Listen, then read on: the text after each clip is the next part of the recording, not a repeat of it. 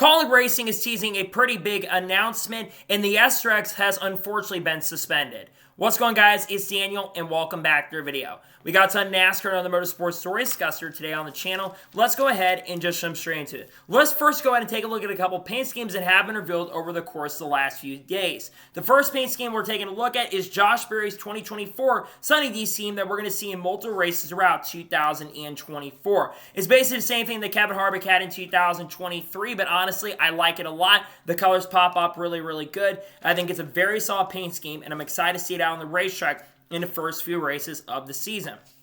The next paint scheme we're taking a look at is Christopher Bell's 2024 DeWalt scheme that we'll see in, I believe, 11 or 12 races in 2024. Very solid paint scheme, in my opinion, kind of similar to last year. I actually like it on the new Toyota Camry that's come out. I think it's very solid, and I'm looking forward to see it on the racetrack throughout the season. And the final paint scheme we're taking a look at is Austin Dillon's 2024 Bass Pro Shop scheme. This scheme is pretty good in my opinion, a little different than last year's scheme. I like this a lot though. The colors work really well. They are incredible, and I'm looking forward to see it out on the racetrack throughout 2024. And now we're going to jump on to the next story of today's episode as we're talking about Kansas Speedway. As it was announced, I believe, on Thursday that Kansas Speedway has a new logo. Basically, all the tracks that are owned by SMI and ISC have been changing up their logos over the course of the last few years. I like the old Kansas Speedway logo, but I'm interested and not surprised to see that they are doing this. I think it's solid overall. I like it a lot. I wish they still use the old logo, but it's not a surprising shock to see that they're modernizing and changing up the logos quite a bit, to be honest with you. And now we're going to jump on to the next story of today's episode as we're talking about Annie's Frozen Custard. As it was announced on Friday that Annie's Frozen Custard will sponsor Cole Custer in 2024 for 3 races. They'll sponsor him at Texas, then they'll sponsor the Chicago Street Course, and following that, they'll sponsor at the Charlotte Roval. It's really good to see that we're finally going to be seeing a custard scheme with Cole Custer. The scheme looked pretty good, in my opinion, on the new Ford Mustang body that the Xfinity Series is going to be using. I think it looks pretty solid and pretty good overall, in my honest opinion, and glad to see that he has a new sponsor for 2024. And now we're going to jump on to the next story of today's episode as we're talking about Circle. As it was announced on Saturday that Circle will sponsor Daniel Hemrick for 19 races in 2024, including the Clash and the Daytona 500. Really glad to see Circle is continuing their partnership with Kaulig Racing and also with Daniel Hemrick. They've been with Kaulig the last few years. I believe they sponsored Justin Haley for quite a few races as well in 2023. So really good to see the Circle will continue that sponsorship and funding as well. And now we're going to jump on to the next story of today's episode as we're talking about Yeley Ramen Bar. As it was announced, I believe, on Friday and reported by Adam Stern that this company has worked with Hendrick to put some merch on sale for its Kyle Larson deal. Obviously, this has got a lot of backlash from certain people with the design. It's really good to see that Yeley Ramen Bar is continuing to work with Kyle Larson. It's the first sponsor that Kyle Larson has had since coming back in the last few years. That's not HendrickCars.com. I'm not the biggest fan of the merchandise overall that's come out. I think people could have done a much better job on that. But overall, it's good to see that they're releasing some merchandise for this sponsorship that's working with Kyle Larson. And now we're going to jump on to the next story of today's episode as we're talking about Kyffin Simpson.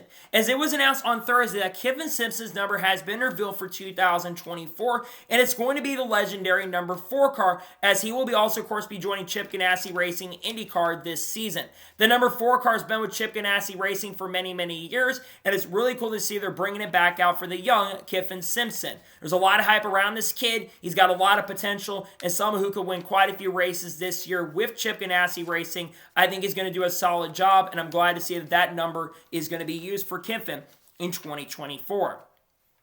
And now we're going to jump on to the next story of today's episode as we're talking about Celsius. As it was announced, I believe, on Saturday or Friday, that Celsius will sponsor Kaulig Racing once again in 2024, and they'll continue working with AJ Allmendinger, who will sponsor him in his Xfinity Series opener at Daytona and also the Daytona 500 and many other races throughout the 2024 season. Celsius has been with Kaulig Racing for the last few seasons, and they've been on AJ Allmendinger's car for 2 of his 3 NASCAR Cup Series wins, if I'm not mistaken. So really glad to see them continue this partnership into 2024. I'd love to see new sponsors and old sponsors sticking around. I think it's really good to see they're going to be working together once again in 2024. And now we're going to jump on to the next story of today's episode as we're talking about the U.S. Air Force Thunderbirds. As it was announced on Thursday that the U.S. Air Force Thunderbirds will once again return for the 2024 Daytona 500 as they will be the flyover once again. The U.S. Air Force Thunderbirds have been doing the flyover, I believe, for the last 14 or 15 years, so it's really good to see they'll continue working with the Daytona 500 once again. I'm always a big fan of them doing the flyovers for the Daytona 500. I think it's really cool to see they're back once again for 2024. And now we're going to jump on to the next story of today's episode as we're talking about Texas Motor Speedway. As it was reported by Bob Pockers that for the pre-race concert, the people that will be performing the pre-race concert in Texas are going to be 38 Special. 38 Special is a classic rock band, a southern rock band as a matter of fact, that's had songs like Hold On Loosely and Caught Up in You, among other songs that have been released back in the 70s and 80s. I wish you'd have had a more modern artist coming into play, but it's really cool 38 Special will get to perform it. I just feel like they could have had a little more of a modern artist coming into play to do the pre-race concert, but overall, it's really cool to see that 38 Special will be able to do that pre-race concert.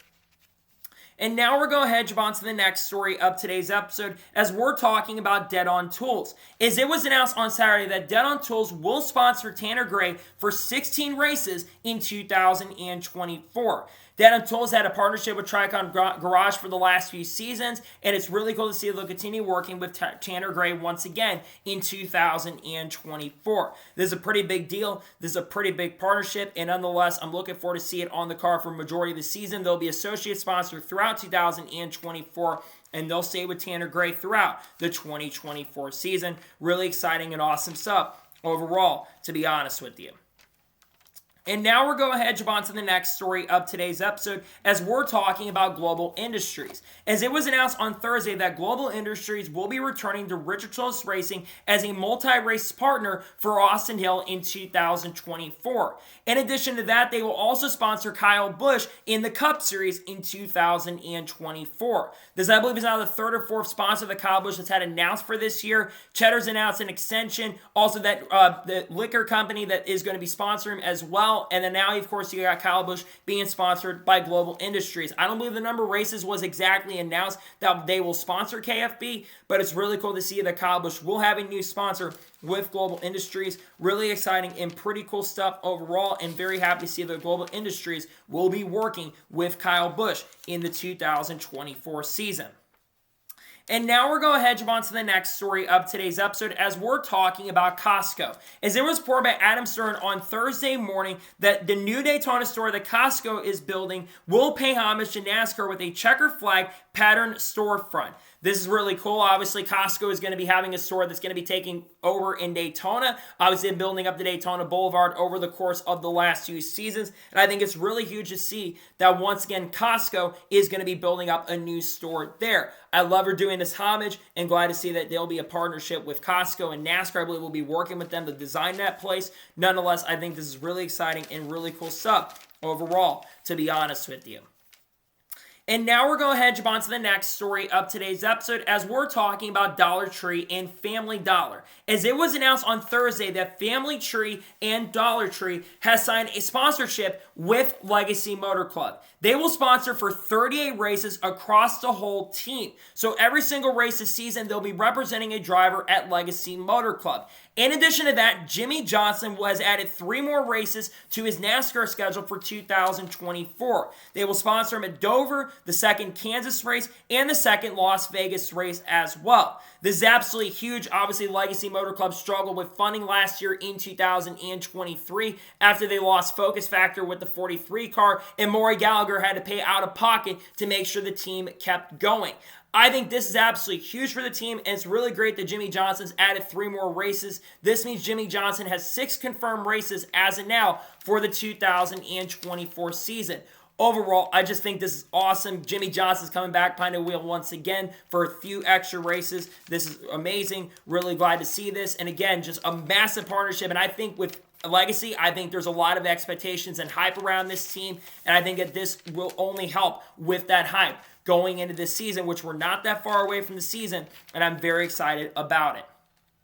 And now we're going to jump on to the next story of today's episode as we're talking about Forza Motorsport. As it was reported by Adam Stern and announced in the last couple weeks that Forza Motorsport will be adding Daytona Oval and Road Course to the game in their 4th update. Obviously, Forza Motorsport had released a new rebrand of the company after kind of struggling the last few games they've released. They have now Daytona and the racetrack. I think this is a fantastic move overall to bring it. Daytona have been a staple in the last 2 Forza games, Forza 6 and Forza 7. I never quite understood why they didn't originally release it in the game. There were a lot of tracks that were in the old Forza 6 and 7 games that were not in the new Forza game that came out last year, which was the first one that was released in like 6 or 7 years. Of course, on the new console that was released. I think this is really, really good, and I'm glad to see they finally have added it. Nonetheless, really glad to see they've added Daytona to the schedule for Forza.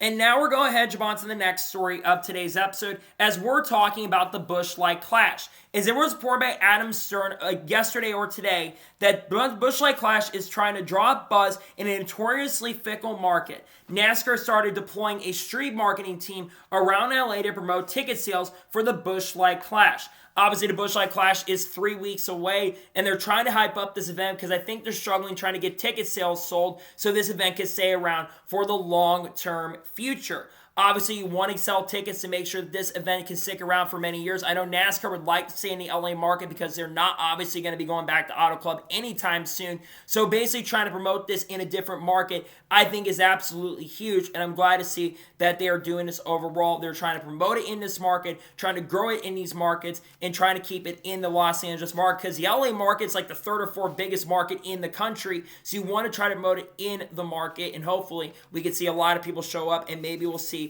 some bigger sales and people will be able to go to the race. Overall, hopefully it will end up happening and helping as well. And now we're going to jump on to the next story of today's episode as we're talking about Prema. As it was reported by Adam Stern in Motorsports and Racer.com that Prema is considering an expansion into the U.S. with an IndyCar program.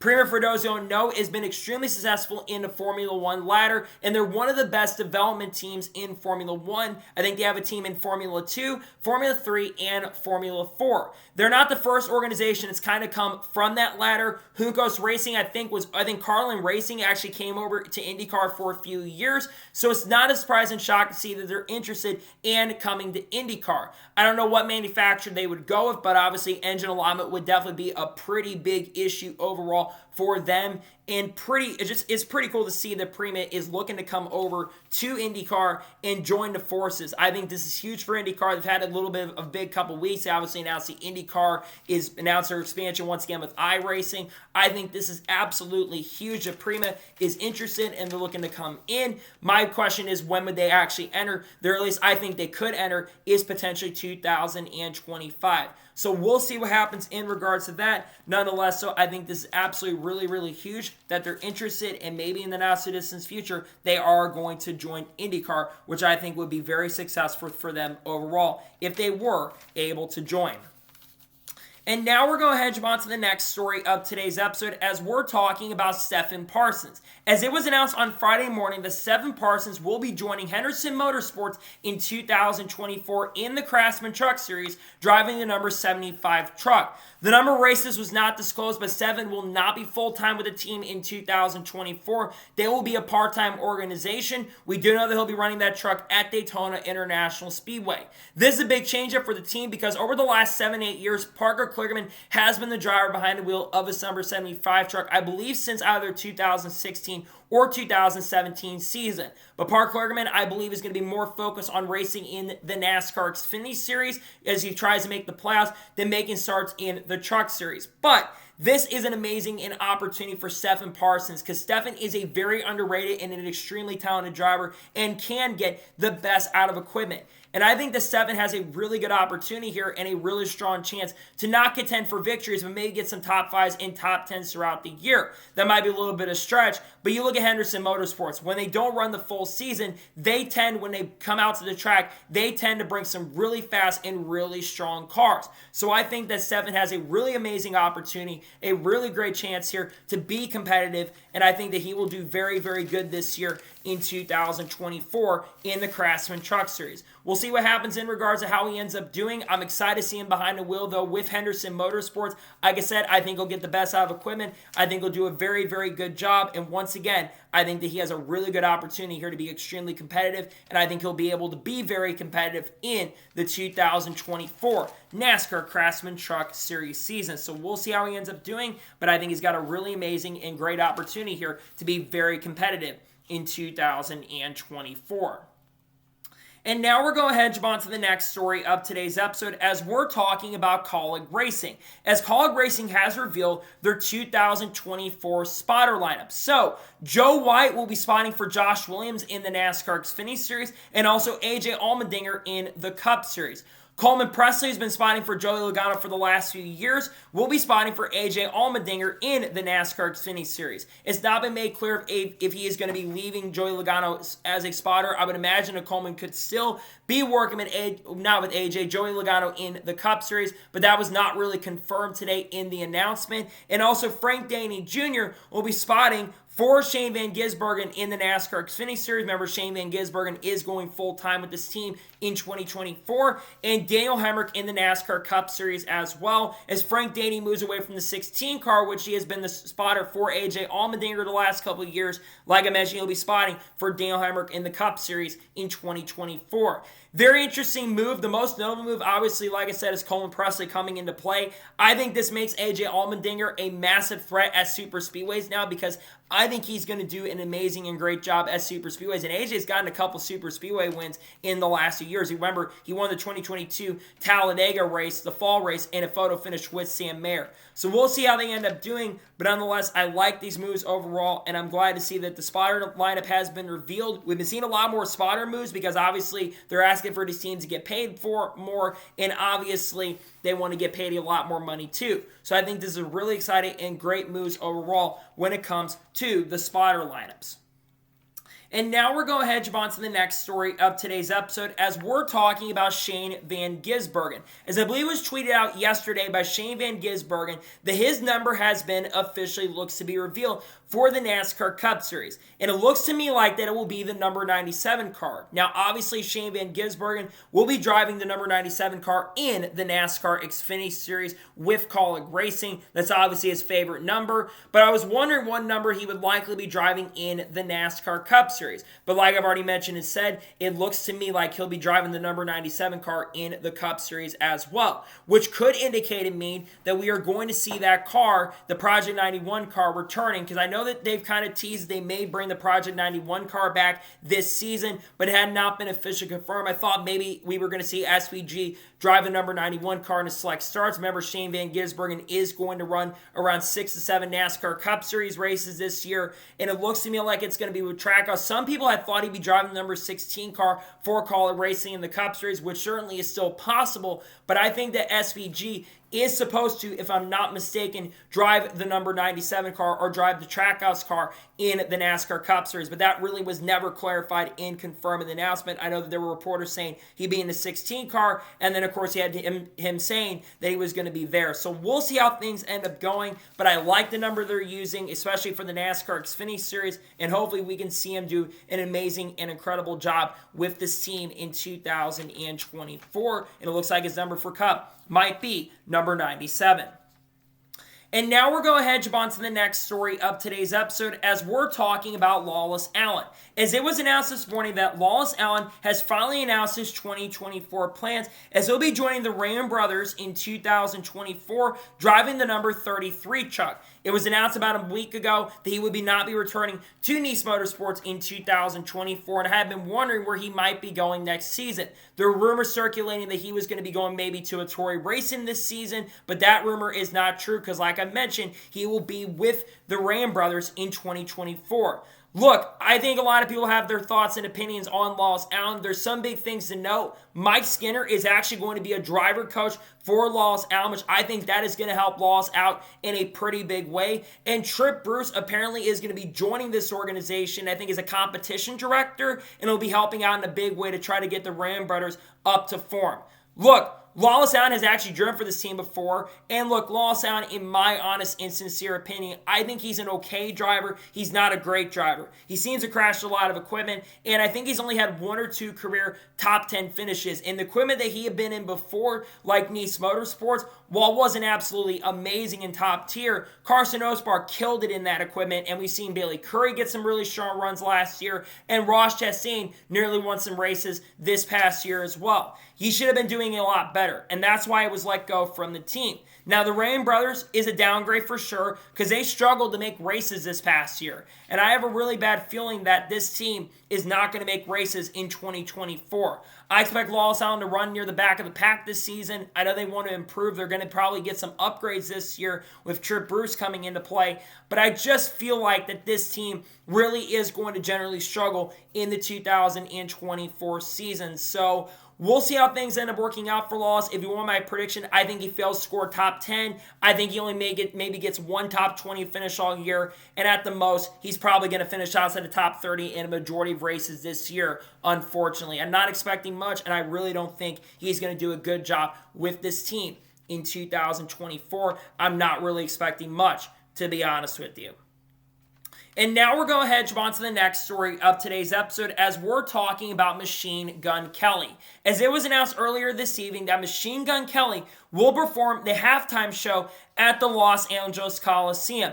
Obviously, the last couple years, they've been having the LA Coliseum event, and they've had a halftime show. Year number 1, they had Ice Cube. Pretty good halftime show if you ask me. Last year, they had Wiz Khalifa. Wiz did a very, very good show. He seemed like he really didn't care to be there, to be honest. He was pretty high for sure. And this year, they've got Machine Gun Kelly. Hey, say what you want to say. He's a little more relevant to both these guys at the current moment. But if you want my honest opinion, not the biggest fan of Machine Gun Kelly. His music is not that good in my opinion. He used to be an okay rapper. Then Eminem basically killed that rap side and he went into the rock side. And his rock music just is not that great. I wish they would have gotten a little more of a relevant artist to do the halftime show. At least he's a little more relevant, but I really wish they could have got someone like a Jelly Roll to do the halftime show, perhaps. Maybe Morgan Wallen they could have done. They could have gone somebody who's a little more relevant, or a couple other people that I think about. There's a lot of artists that they could have gone and gotten, and I don't think Machine Gun Kelly would have been my first choice to do the halftime show. But hey, it is what it is. At least they've got somebody. Again, he's a little more relevant. He's had some big hits in the past. I just don't really know how to feel about him doing the halftime show. I'm not the biggest fan of this move overall. I think this is a bad move on NASCAR's end to bring Machine Gun Kelly in. I know LA wanted to bring someone into the market, but overall in general, I just don't think Machine Gun Kelly is really going to bring a lot to the table, and I honestly don't think he's going to do a really good job doing the halftime show. Like I said, his music's not that great. It's not that fantastic. And overall, just not the biggest fan of him doing the halftime show. And I just don't think he's going to do a great job. I think he's going to do pretty bad. And I'm just not excited to see him do it. Because I've listened to him live. He's not amazing in my opinion. Not been to his concerts, but I've listened to him live on YouTube. And his music is not the best overall. So I'm really not expecting him to do much. And I think it's going to be a struggling concert overall, in my honest opinion. And now we're going ahead and jump on to the next story of today's episode as we're talking about the Super Speedway package. Now, I kind of already talked about the rules package for the NASCAR Cup Series, but a lot of people pointed this out on social media. We had a lot of people reporting on this, and Jonathan Field was one of the first people to actually report on this, and it looks like that Indianapolis and Michigan for the NASCAR Xfinity Series is going to use a Super Speedway package. Now, apparently, they're still going to be using the intermediate package, but they are going to be using a Super Speedway package when it comes to the horsepower. It's going to be very similar to Atlanta Motor Speedway.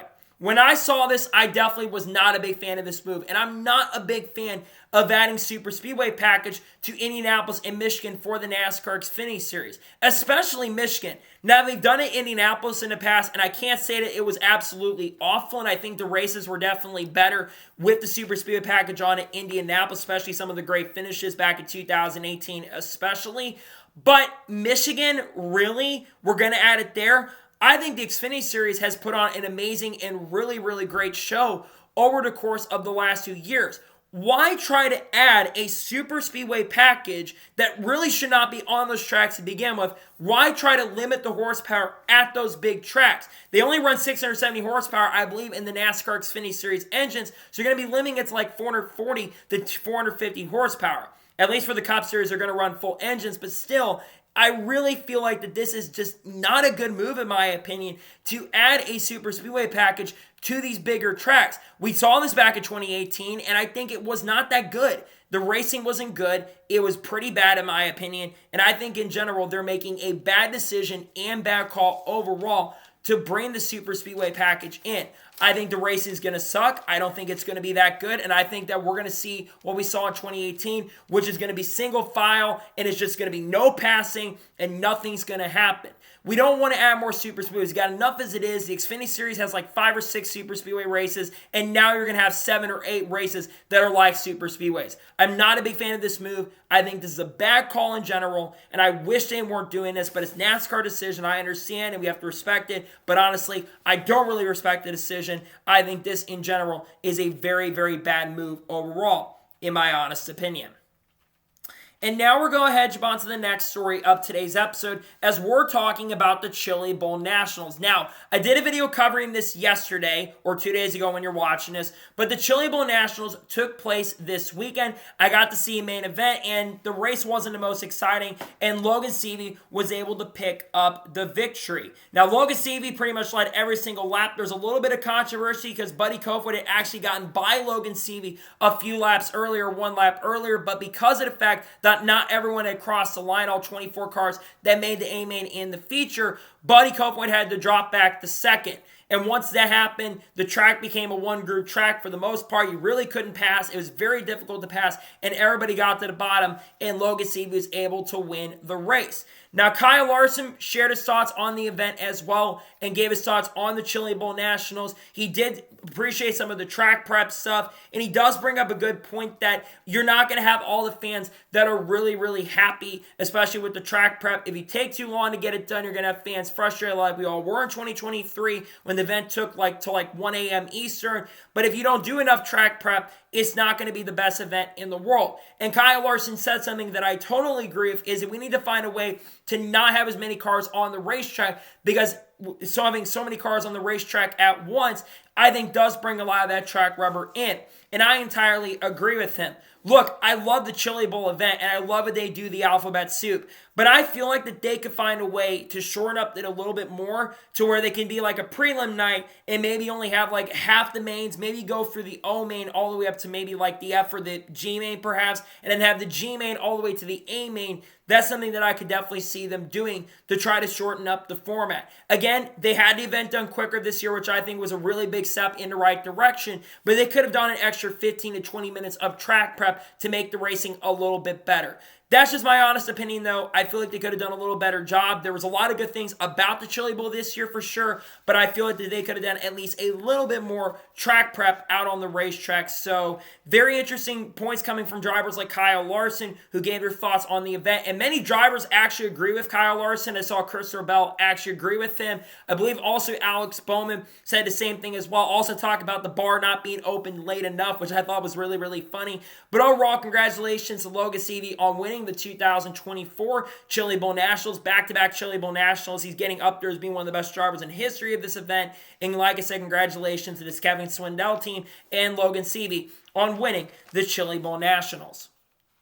And now we're going to head on to the next story of today's episode as we're talking about Shane Van Gisbergen. Now, it was reported by Adam Stern earlier tonight that when it comes to SVG, he says it's a big challenge for all of us, but the potential is huge to tell a cool story here at Trackhouse Racing.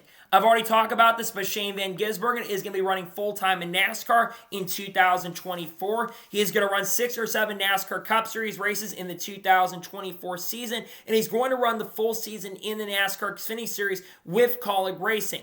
In addition to that, he's already done the ARCA test that took place earlier this week, and he'll be running the ARCA race with Pinnacle Racing Group this year in a couple weeks from now, in about 4 to 5 weeks, as a matter of fact. This could absolutely be a huge and massive story in a lot of ways. Shane Van Gisbergen, in my opinion, is not just one of the best drivers coming into NASCAR this season that's new, but he is one of the best drivers in the world. He's a 3 or 4-time Supercar champion. He won in his NASCAR Cup Series debut and finished in the top 10 in his second start. The last time that happened for a driver was Terry Labonte all the way back in 1978. And he's going to make some cup starts well on ovals and road courses. And I think this Shane Van Gisbergen might be able to not just win one, but I think he could win a couple races here in NASCAR in 2024. There's a lot of hype around him going into this season. I think he's going to do an amazing and overall a fantastic job with that team this year. He's got a really good partnership and a massive partnership with the team going into the 2024 season.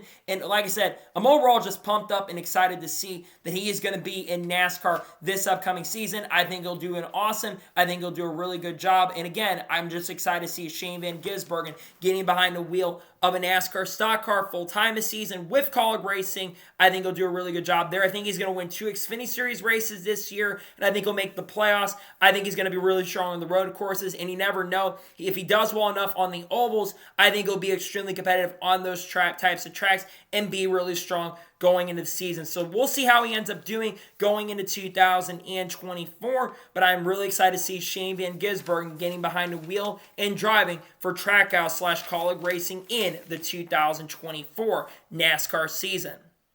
And now we're going ahead and jump on to the next story of today's episode as we're talking about J.J. Yeley. As J.J. Yeley confirmed to multiple reporters that he will not be returning to Rickware Racing in 2024. And he told reporters that he will be focusing on running full-time in the NASCAR Xfinity Series in 2024. He's trying to finish up getting sponsorship to run full-time and hopes to run full-time there in 2024. J.J. Yeley made 26 starts in the NASCAR Cup Series of Rickware Racing in 2023 and had some pretty solid runs with the organization. I think he got 1 top 10, actually qualified really well in a couple races, and had quite a few top 15s and top 20s throughout 2023. So it's definitely a little unfortunate to see J.J. Yeley not returning to this team in 2024, because I think J.J. have been really helping Rickware over the course of the last few seasons. Now maybe he does come back maybe for one-off in the next couple of years. But as for I think J.J. Yeley could be going next year in 2024, there are a few options out there. You still have that 24 car for Sam Hunt Racing that is still available, but I think Connor Mosack might go there in 2024. There's also MBM Motorsports, some other organizations in Xfinity like AM Racing is another team that could be available, considering that team is not announced who will be driving the 25 car, but they're expected to have 2 cars. If he went to AM Racing, he'd be really good help for Hailie Deegan and really helping her out in this season if he went there.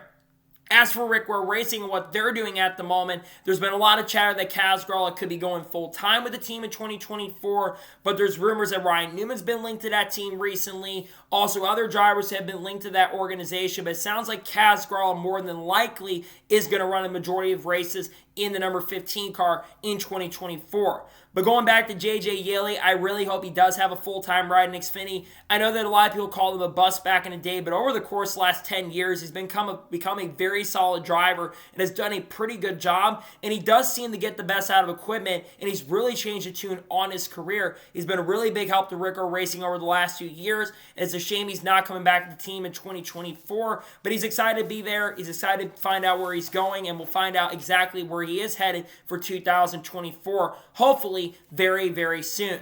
Nonetheless, we'll see how he ends up doing and where he ends up going, and hopefully he does have a good and solid ride for 2024, because he is a pretty good driver nowadays, in my honest opinion.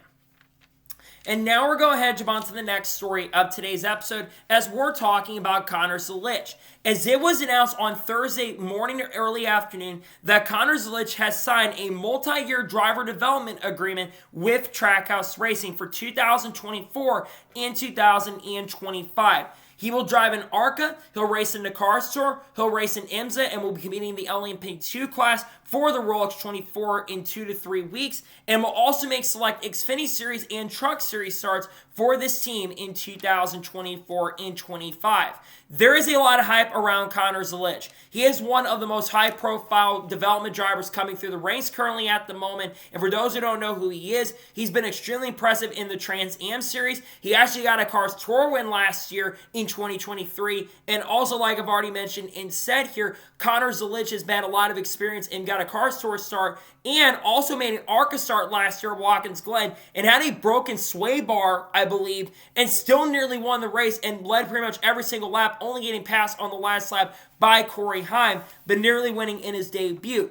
Conor has got a lot of potential. He's only 17 years old, so he'll be 18 this year, I believe, in 2024. And I would imagine likely he'll go full-time in 2025. Now, the big question is, will Conor what teams he'll drive for? I would imagine Pinnacle will most likely be one of the teams he ends up driving for. He'll probably make a lot of select Cars Tour starts, considering Justin Marks has a lot of work. I would imagine Justin might field a car for him in the Cars Tour. Looking at Xfinity and Trucks maybe goes a second Rackley War truck, perhaps. Nice Motorsports could definitely be a big option for sure. I know Nice may have a third truck going into the season. Spire could definitely be an option for sure too, but there's a lot of rumors that Roger Kurf might be headed there next year, so that may not be an option. As for the Xfinity Series, I don't think he'll be in the Xfinity Series until 25 because I believe you have to be 18 to be in the NASCAR Xfinity Series.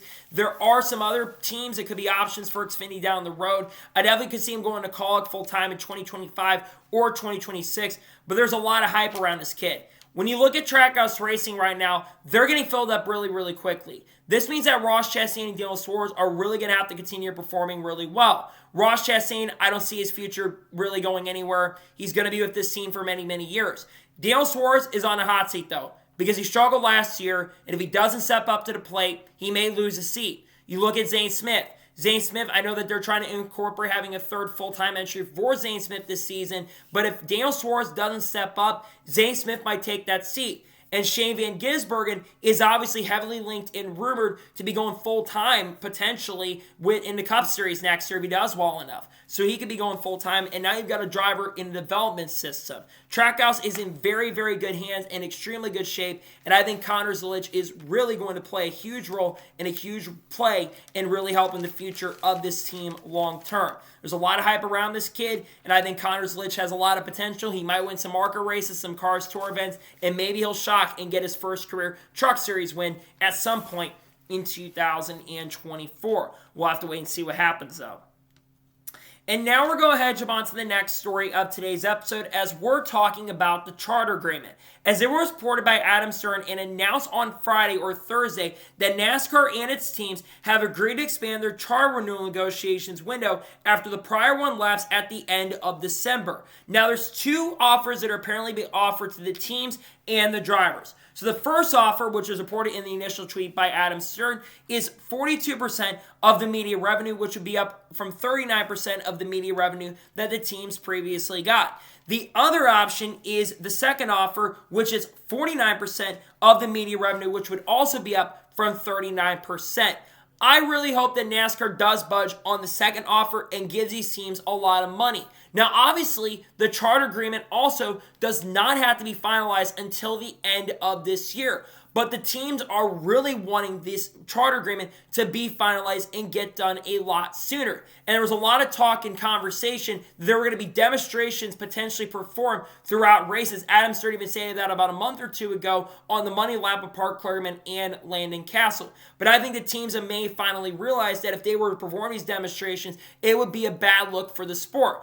Obviously, what is going on with the charter agreement? Why has it not been finalized? Well, you have two sides of the situation. You have NASCAR and the teams. The teams, they want to make the charter system completely permanent. They want to make these charters permanent because they've spent a lot of money on these charters. Remember, the charter value currently at the moment is up to $40 million. A few years ago, it was like $10 million. Even back in 2019, charter value was like $1 million or $2 million. That number, like I mentioned, has skyrocketed to $40 million when Spire Motorsports purchased a charter from Live Fast Motorsports. That's why they want to make it permanent. As for NASCAR, they don't want to get rid of the charters completely. They just want to go ahead and not make it permanent because of how the economy is. Now, obviously, if they do not get a charter agreement pursued, NASCAR can remove the charter system completely. But I don't think that's going to happen. If you want my best guess, this is definitely a sign toward the future, and I'm glad to see at least we're starting to see a little bit more of the end of light at the tunnel. I think that they will get a charter agreement done in the next month or so. That's my prediction currently at the moment. But if they don't, man, it's going to be really concerning for the long road future. Obviously, I really hope it does get done sooner rather than later, but at least there's some sort of proposal there. I believe the teams should be getting about half the money because it means that they'll be getting a lot. But you have to also remember that the teams are going to be getting a ton more money with this TV deal because remember, there's going to be $1.1 billion revenue coming in 2025 with the new TV deal. So that's going to be up, I think, $300 million from the years prior, and it's going to be $7.7 billion altogether. So if they were to get like 49 or 50% share of that revenue, that would be $500 million, which would be really huge for the teams, and more money that can be invested to these teams to upgrade their parts, bring some new facilities into play, and maybe not have to hire as many paid drivers as much as basically hiring a lot more drivers and bringing a lot more talent, and less drivers that worry about funding. So we'll see what happens when it comes to this charter agreement, but I really think that we're finally kind of hearing what the numbers exactly they're wanting. And again, I thought it was like 25 to 30%, but it seems like the teams are wanting around a half of the purse at this point, which I think would be really, really good for the teams if they are able to receive a lot more money coming into the teams. So we'll see what happens in regards to that and see what happens with the charter agreement. If it does end up getting finalized, I think, like I said, I think it will get done a lot sooner rather than later, but we'll see what happens in regards to the charter agreement. And now we're going ahead and jump on to the first of two major stories in today's episode as we're talking about Kaulig Racing. Now, earlier this evening, Kaulig Racing put out a tweet indicating that the number 10 car may not be gone as a matter of fact. And it sounds like Kaulig Racing might be teasing an announcement that could be coming very, very shortly. Now, what could this announcement potentially be? Well, most likely, potentially, this might be a fourth Kaulig car that might run in select races in the NASCAR Xfinity Series, or this could be a fourth full-time car for them going into 2024. Kaulig Racing, of course, has confirmed 3 full-time entries in the Xfinity Series. Josh Williams will have the number 11 car. AJ Allmendinger is going to be in the 16, and Shane Van Gisbergen is going to be in the number 97. Now, if they are to bring the 10 car back, who could be potential candidates be? Well, there's definitely a lot of candidates who could go there. You have Matt DiBenedetto. Matt DiBenedetto's name has been one of the drivers that's been linked to the number 16 car for the NASCAR Cup Series to be a teammate with AJ Allmendinger. But what if, along with running in the Cup Series, maybe get some select Xfinity Series starts? That could definitely be an option for sure. I think that Matt DiBenedetto will be a solid candidate for the Xfinity Series of Kaulig, and I think he would be extremely competitive. You've also got Derek Kraus. Derek Kraus has not announced anything for 2024 at this particular moment, but he made quite a few starts with Kaulig Racing in the NASCAR Xfinity Series. Actually won a stage with the team at Homestead Miami Speedway and had some pretty solid runs. Got quite a few top 10s with the 11 and the 10 cars and made a lot of starts. So he may go there. And this also could be for other Cup drivers. I think Kyle Busch may go to the seat in 2024. Kyle Busch has not announced if he's back in the Xfinity Series yet at this particular point, but I have to imagine that Kyle Busch could potentially go to this number 10 car and run his 5 or 6 allowed races that he is allowed to run. He made some select starts in 2023 with Kaulig Racing. He didn't run absolutely amazing, but I know they're working to try to make that program better. So maybe if he goes there in 2024, he may end up doing a lot better. This also could be a potential candidate for drivers like Roger Karuf to make some select starts, and maybe this also could be a potential possibility for Daniel Hemrick to get some more starts, and also Daniel Suarez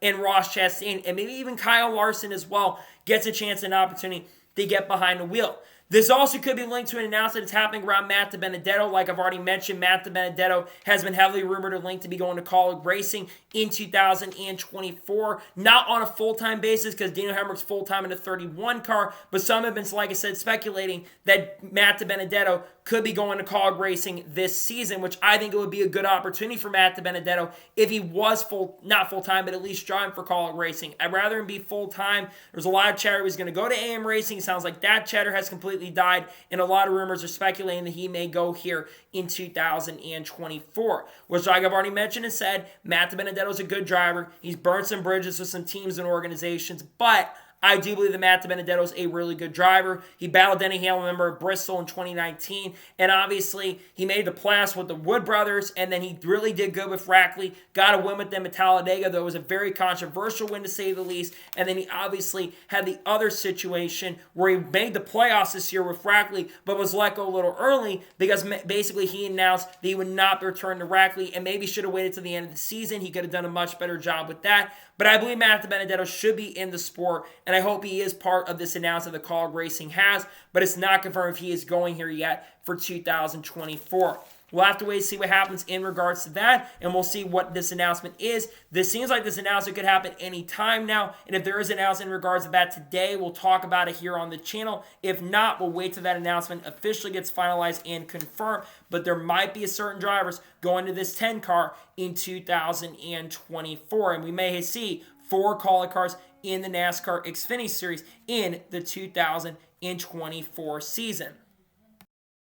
And now we're going ahead and jump on to the final major story of today's episode as we're talking about the SRX. Now, I did a video talk about this on the channel, but it was suddenly and shockingly announced on Thursday evening that the SRX is going to postpone its 2024 season and going to be suspending operations for the time being. According to the same at the SRX release, according to them, it was due to market factors. Now, there's an update on this situation according to Adam Stern. It says that costs had risen to an unsustainable level compared to income revenue. That is definitely a massive and interesting wrinkling because they were acting like on social media that they were going to have racing in 2024. On top of that as well, they, like I said, are posted normally, and 5 of the 6 dates had already been announced. There was a lot of people theorizing that IROC, and even myself in the initial announcement came out, I thought maybe there was a chance that IROC had something to do with it, but IROC had nothing to do with it. This is definitely really, really sad to hear because, in my personal opinion, to see that the SRX is shutting down is extremely unfortunate because, in my honest opinion, I absolutely love the SRX in all 3 seasons. First season was absolutely amazing. You had the local driver come into play. You had legendary drivers like Greg Biffle. You had Michael Waltrip in there. You had Bobby Labonte, Tony Stewart. And then season 2, there wasn't as much excitement around it. Ray Everham, I believe, had left at the end of 2021. He wasn't back for the 2022 season. You had drivers like Hailie Deegan come in. Brad Keselowski came in for a few races. You had other drivers like Chase Elliott came in. You had Ryan Blaney come in for a couple races in the season. So you still had some excitement between Ryan Blaney and Dave Blaney. But to me, season 3 was probably the least exciting. You went to ESPN, the racing was good, but the viewership dropped absolutely significantly. In year number 1, they were averaging like 1 to 1.2 million viewers a race, which is actually going up to against NASCAR Xfinity Series races on that side of things with TV ratings. The next year, the ratings dropped quite a bit. They were still around 1 million, but when they went to cable, and especially ESPN, which was a dying subscription base, and basically with cable dying, basically they were losing a lot of their service, and they only had like 500,000 on average, which was an absolute loss. Then the biggest reason is sustainable cost. I think a lot of cars getting destroyed by Paul Tracy probably had a big thing to do with why the SRX is sadly shutting down. And to be honest, I think unfortunately the SRX became what IROC basically became near the end of its tenure. It became NASCAR-fied. Look, this year you look at the schedule that they had for 2023, all the tracks that they ran basically kind of played with the NASCAR schedule. In year number 1, they were racing on Saturday nights, and basically they were not going to tracks kind of close to a lot of these NASCAR tracks. That all changed in season 3. And in season number 3, you had Kyle Busch run quite a few races. Brad Keselowski ran the full season. Hailie Deegan ran the full season. Denny Hamlin ran a couple races. Daniel Suarez ran a few races. Casey Kane ran a race or 2. But I can go and see most of those guys race on Sunday, and I can go back the last 10 to 15 years and watch those guys race. You don't need to see them come here because not as many people are going to tune in. And it lost some of the magic and luster, and I think a lot of people were caring a lot less. But still, losing the SRX is absolutely huge. But I think another reason why the SRX is unfortunately shutting down, along with the market factors coming into play, not IROC by the way, is Tony Stewart being focused on NHRA. Tony Stewart was going to be so focused on racing there that I don't think he was going to be able to run the SRX. Even if they ran the Thursday night events, they were not going to be able to run it. And you think about drivers like Julio Castroneves. Julio's focused on running an IndyCar team now. He's a part owner of Meyershank Racing now. So he wasn't going to be available, and it wasn't going to be an option for him to go and race in the SRX this season. And he had other drivers at other commitments. Marco Andretti's rumored to be going to Spire Motorsports. And I just think there were a lot of things that really played a role in the SRX unfortunately being suspended. Now, could the SRX come back in the future? Absolutely. I saw NASCAR Man put a tweet out earlier today saying, or a few days ago, I should say, that basically indicated that they shut down IROC from, I think, 1981 to 1983, and they brought it back, I think, in 1984, and they continue for 22 to 23 years. So it's definitely possible they could bring this back. And they may bring it back next year in 2025. But the big question is, if they were to bring it back, what network would they go on? Because ESPN, I think the contract with the SRX and ESPN is done. Maybe they go back to CBS perhaps if they were to make a return. But at this particular point, it's just disappointing to see that the SRX is shutting down. I really enjoyed it, and it really, unfortunately, is going to have a void during the Summer Olympics because a lot of those races for the SRX were going to be happening during the Summer Olympics because you're not going to have much racing going on during that time now. You've only got a couple Formula One races going on. You don't have NASCAR or IndyCar because NBC runs those series, or they basically run during those series times. So you're not going to have that available, unfortunately, and there's just going to be a little bit of a void going this season, and that's really disappointing. It sucks to see that the SRX is shutting down. Really unfortunate to see this because I would have loved to see Season 4. I would love to see drivers like Bubba Wallace and Dale Jr. go out there and run. Maybe get Chase Elliott back in. But right now the SRX is unfortunately suspended, and it's really unfortunate. It sucks to see that the SRX is no longer around at the moment. I think there's a chance it does come back in the future, but I don't think it's going to happen at least for the next week or next year or two. So I think the earliest it could come back is 2026, but unfortunately the SRX is suspended, and it's unfortunate, and it sucks to see. So that is good for today's NASCAR news and motorsports news video. I want to thank you guys for watching. Please subscribe to the channel, notifications on, so if I win a video, it does go live on my channel. Follow me on Twitter, Facebook, and Instagram, as per on Patreon as well. Links description below that, and comment your thoughts below on today's video. What are thoughts about the SRX suspending itself? Let me know your thoughts in the comments below. And do you think will be driving that Kaulig car in 2024? Let me know your thoughts in the comments below.